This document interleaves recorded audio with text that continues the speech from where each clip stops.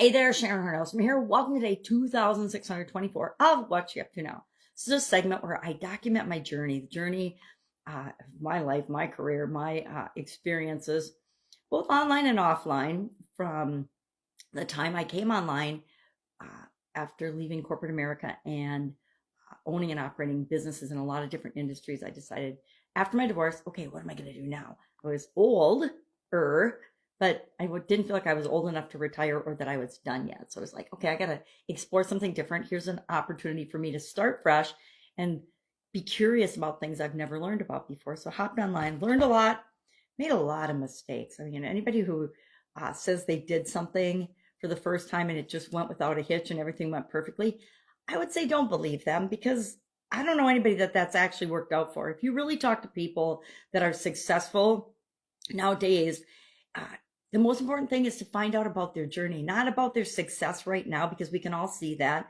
but what was the journey and what were the steps they went through along the way? And I think you'll learn that most of us have learned more from the things that didn't work out, the mistakes we made, the challenges that we had, than we've ever made from the things that we did that went right the first time, right?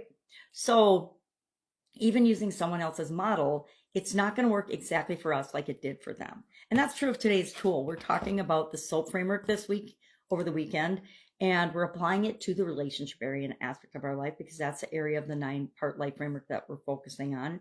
And we're going to figure out, we've picked a relationship, and I shared 4 different relationships. I didn't even share mine today because I had 4 other examples. So I shared 2 for Supersize Your Business and 2 for the Be a Better You Annual Challenge private Facebook group.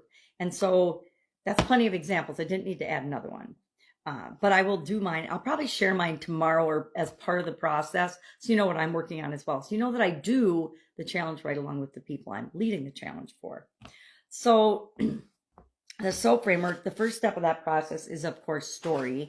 And we want to identify our current story, what's going on with our relationship right now that it is needing our attention, and what is the desired situation? What do we want our story to be? It doesn't do us any good to just, I always say, bitch, moan, and complain about what is if we're not going to do anything about it. I mean, we can, but we're just fooling ourselves, and we're really not fooling other people most of the time when we're complaining and just spouting off about a situation, unless we are moving toward improving it. And that happens a lot in our world today, right? And it always has. I think that's a human phenomenon.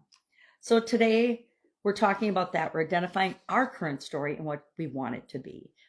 This process I found over the last 5 years, I've been using it for 5 years now, as this framework and this process. I have yet to find a problem, a situation, a setback, a roadblock, anything that I haven't been able to apply it to.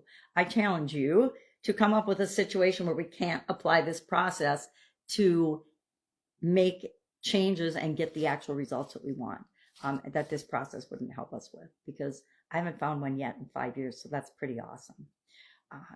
I guess that's all I've got today. I am traveling. As you can tell by my background, I've got a lamp coming out of my head, but I like it because it's pretty colors.